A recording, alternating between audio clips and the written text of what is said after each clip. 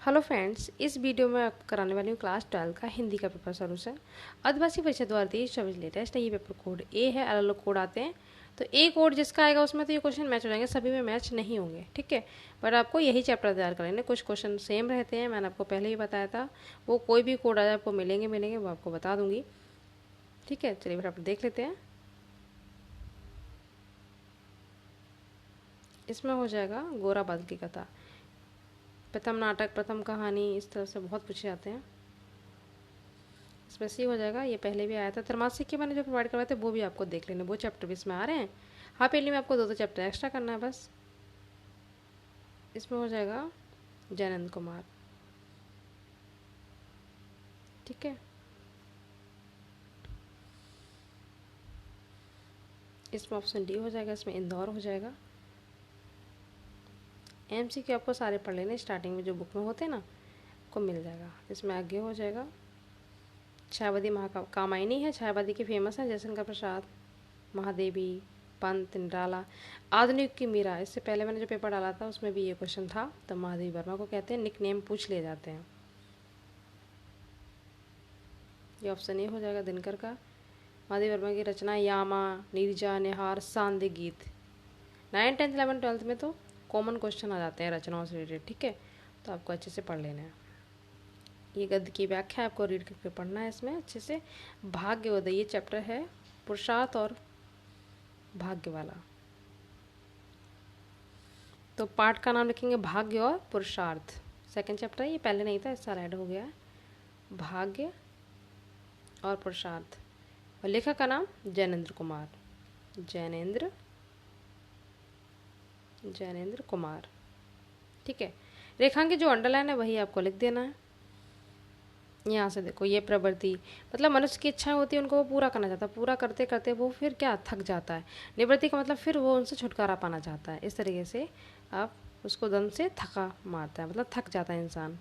पहले इच्छाएं पूरी करता है, फिर पूरी करते करते एक ऐसी स्टेज आती है कि वो उनसे दूर भागना चाहता है, ठीक है। तो आप इस तरह से लिख देंगे बना के। उसके बाद गद्यांश के आधार पर बताइए सच्चा भाग्योदय क्या है। तो ईजिली आप कर लेंगे। सच्चा भाग्योदय कहलाएगा कब वह नत नम्र होकर भाग्य के सिर आँख ले। यहाँ से इस तरीके से आप लिख देंगे, ठीक है, अपनी लैंग्वेज में। ये हो जाएगा। भाव वही लिख देना जो भी आपने रेखांकित में किया था ना, वैसे आप लिख देंगे। प्रवृत्ति निवृत्ति का अर्थ, प्रवृत्ति वही है जब इच्छाएं पूरी करना चाहता है तो क्या होता है, पूरी करते करते वो एक स्टेज ऐसी आती है कि वो थक जाता है, तब वो निवृत्ति होना चाहता है, मतलब उनसे दूर जाना चाहता है। ये आप लिख देंगे अर्थ, ठीक है। तो मनुष्य की प्रवृत्तियाँ ऐसी होती हैं, इच्छाएं बढ़ती जाती है कि ये करना है, ऐसे बढ़ती जाती हैं, और वो फिर लास्ट स्टेज पे क्या होता है, थक जाता है, फिर उनसे वो दूर भागना चाहता है। भाव का अर्थ में आप इस तरीके से लिख देंगे, ठीक है। वही लैंग्वेज है, बस आपको अपनी लैंग्वेज में देना है। अनेक इच्छाएं होती है, उनको पूरा करता है, पूरा करते करते वो थक जाता है, ऐसे आप लिख सकते हैं। ये चॉइस में आई हुई है, आपको जो अच्छी लगे कर लीजिएगा, दोनों ईजी हैं। ये देखो क्या कई वाला आया है यहाँ पे, स्टार्टिंग के चैप्टर ये। और नील प्रधान वाला ये है श्रद्धा मनु वाला, ठीक है। इसके लेखक कौन है, जयशंकर प्रसाद। तो रचना का नाम लिखेंगे आप श्रद्धा मनु, और रचनाकार का नाम लिख देंगे जयशंकर प्रसाद। रेखांकित इसमें अंडरलाइन नहीं आई, पर हमको स्टार्टिंग में आपको बता दूंगी, अंडरलाइन जितनी आती है उतनी ही देना होता है, ठीक है। किसकी वेशभूषा का चित्रात्मक वर्णन, तो यहाँ पे श्रद्धा का, किसका किया जा रहा है, श्रद्धा और मनु दो पात्र हैं इसमें, तो यहाँ पे श्रद्धा का किया जा रहा है। श्रद्धा अपने शरीर को किस प्रकार वस्त्र धारण के, तो नील प्रधान अभी आपको दिखाया था, तो नीले रंग के किए हुए हैं, ठीक है। श्रद्धा की वेशभूषा को देखकर कैसा प्रतीत हो रहा है, अतीत नहीं, कैसा प्रतीत हो रहा है, ये देख लेते हैं।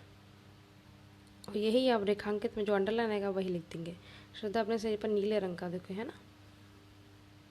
मेष चर मतलब भेड़ की खाल धाड़ की है, उसकी वेशभूषा से कहीं कहीं उसके कोमल सुकुमार अंग दिखाई दे रहे हैं, ऐसा प्रतीत हो रहा है। यहाँ से आप लिखेंगे कि मानो नीले बादलों के वन में, तो नीले रंग की तो वो उन्होंने खाल पहन रखी है, गुलाबी रंग का सुंदर बिजली का फूल खिला हुआ, इस तरीके से आप लिख देंगे, ठीक है।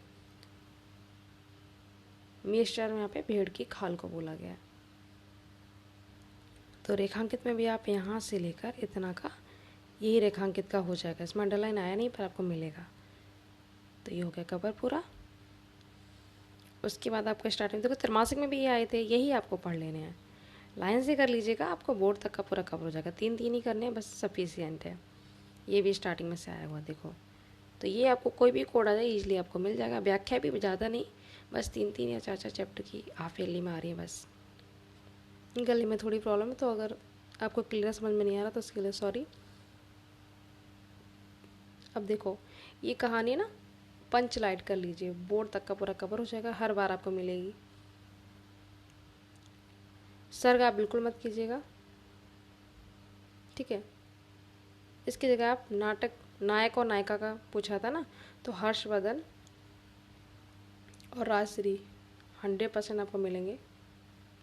इसमें नहीं दिए है बट आपको ज़रूर मिलेंगे। ये दोनों में से आपको एक करना होगा, ठीक है। सर्ग के साथ यही क्वेश्चन आता है, इसमें उद्देश्य पूछ लिया गया। ये स्टार्टिंग क्या है, ये वाला जातक कथा का आ गया। ज़्यादा नहीं, स्टार्टिंग है देखो 2 चैप्टरों से कवर हो रहा है। और ये तो मोस्ट इम्पोर्टेंट है, सुभाष रत्नानी वाला चैप्टर। स्टार्टिंग के जितने भी 12-14 है सारे कर ली, बस वही कर लो। 100% आपको बोर्ड में वही मिल जाएगा, ठीक है। और श्लोक करने की ज़रूरत नहीं है, कितना सिंपल आया ये। श्लोक लिखेंगे, संदर्भ कैसे लिखेंगे, प्रस्तुत पद्यांश हमारी पाठ्य पुस्तक संस्कृत दिग्दर्शिका, बुक का नाम पूरा लिखेंगे, संस्कृत दिग्दर्शिका में संकलित सुभाष रत्नानी नामक पाठ से लिया गया। और कितना इजी है मैं आपको लिखा हुआ भी दिखा दूंगी कि देखो, विद्या एक ऐसा धन है जिसे ना तो चोर छीन सकता है, चोर ना तो चुरा सकता है सॉरी, ना ही राजा छीन सकता है, भ्रात यहाँ पे लिखे ना ही भाई उसका बंटवारा करा सकता है। तो विद्या सभी धनों में श्रेष्ठ है। और ये क्या है, व्यय, खर्च करने से ये दिन प्रतिदिन बढ़ता है। समझ में आया। ना तो चोर इसे चोरी कर सकता है, ना राजा इसे छीन सकता है, ना भाई इसका बंटवारा करा सकता है। और ये जितना खर्च करते हैं उतना ये बढ़ता है। तो विद्या सभी धनों में श्रेष्ठ धन है। इसलिए आप कर लेंगे, अभी आपको मैं लिखा हुआ भी दिखा दूंगी, ठीक है। तो सुभाष रत्नानी के आपको कर लेने, कोई भी कोड आ जाए आपको 100% मिलेगा। इसमें आपको अर्थ लिखना है, छाती पर मूंग तलना, जी जान न लाना, यहाँ पे जाल नहीं जान होगा, चेहरे पर हवाएं उड़ना, बहुत इजी है, इसलिए आप कर लेंगे। ये दो कितना सिंपल सा है। संधि विच्छेद इंपॉर्टेंट है, यादें खूब पूछी आती है इसमें। महोत्सव है ना, तो महाप्लस उत्सव ये वाला हो जाएगा। ये भी इसी तरह से देव प्लस साल है, विसर्ग का ध्यान रखना है आपको। राजा ऋषि होता है इसका, तो ये वाला आएगा राज ऋषि। इसमें ये हो जाएगा सप्तमी। आपको आत्मा और नाम के धातु रूप कर लेने हैं, जिसमें सु वर्ड आता है ना वो सप्तमी होती है बहुवचन। ये खूब पूछा था पेपर में, तो आपको अच्छे से कर लेना है। इसमें भी तृतीय बहुवचन है, ये दोनों कर लीजिए पूरी टेबल, जैसे आपने 10th में की होगी ना 11th में वैसे ही। इसमें 12th में आत्मा और नाम के कर लेने, आपको 100% मिल जाएगा। ये भी कोई इंपॉर्टेंट को पूछा था, अम्ब माता, अम्ब पानी, क्षति मतलब हानि होगी, और क्षति मतलब पृथ्वी, अचल अविनाशी। यहाँ पर हो जाएगा पत्थर, इसमें हो जाएगा पार्थिव, इसमें अनुयायी, ठीक है। ये इसलिए आप कर लेंगे शुद्ध करके। उसकी कोई संतान नहीं थी, कृपया मेरे घर आने का कष्ट करें, इस तरह से आप लिख लेंगे। तुम्हें क्या चाहिए, इसलिए आप कर लेंगे इसको। तो इसकी प्लेलिस्ट पे मैंने करवा रखे, बहुत ईजी लैंग्वेज में करवाई मैंने आपको, एग्जाम्पल बहुत ईजी लिए हैं, तो इसलिए आप कर लेंगे। प्लेलिस्ट पे जाना था, उसमें एक में ही सारा 9, 10, 11, 12 चारों का मैंने करवा रखा है, तो वहाँ पे मिल जाएगा, ठीक है। हर्षवर्धन का भी मैंने करवा दिया, तो मिल जाएगा आपको। सुभाष रत्नानी के मैं श्लोक आपको कराऊंगी मेन, उससे बाहर आपको नहीं मिलेगा।